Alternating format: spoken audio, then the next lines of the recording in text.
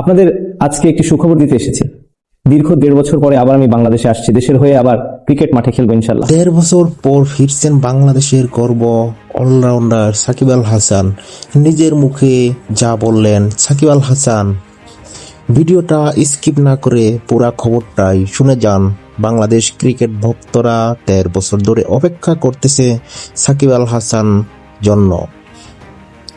যে মানুষটা বাংলাদেশকে এনে দিয়েছে হাজার হাজার ম্যাচ জয়, যে মানুষটা একাই জিতিয়েছে অসংখ্য ম্যাচ, যে মানুষটা অনেক প্রতিবাদ করেছে ক্রিকেটের অন্যায়ের বিরুদ্ধে, সে হচ্ছে আমাদের সাকিব আল হাসান।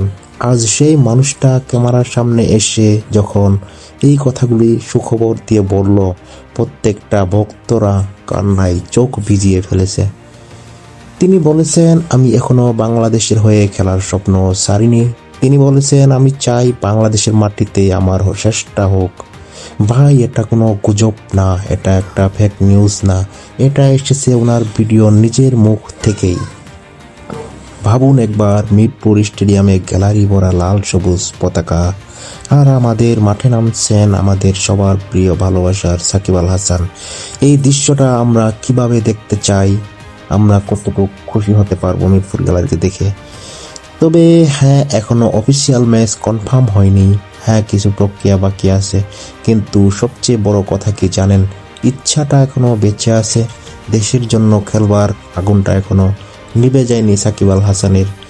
কিছু মানুষ অবসর নেয় না ভাই, ওরা ইতিহাস হয়ে যায়।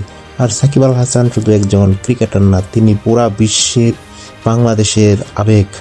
আপনি যদি চান সাকিব আবার বাংলাদেশে জার্সিতে ফিরুক, 75 নাম্বার হোক, তাহলে এই ভিডিওটা হবে আপনাদের ক্রিকেট ভক্তদের জন্য সত্যি অসাধারণ। একজন সত্যিকারের ক্রিকেটার ভক্তের কাছে শেয়ার করুন, কমেন্টে লিখুন ওয়েলকাম ব্যাক সাকিব 75। আর সাকিব আল হাসান আসার পর সমস্ত আপডেট আপনারা জানতে পারবেন।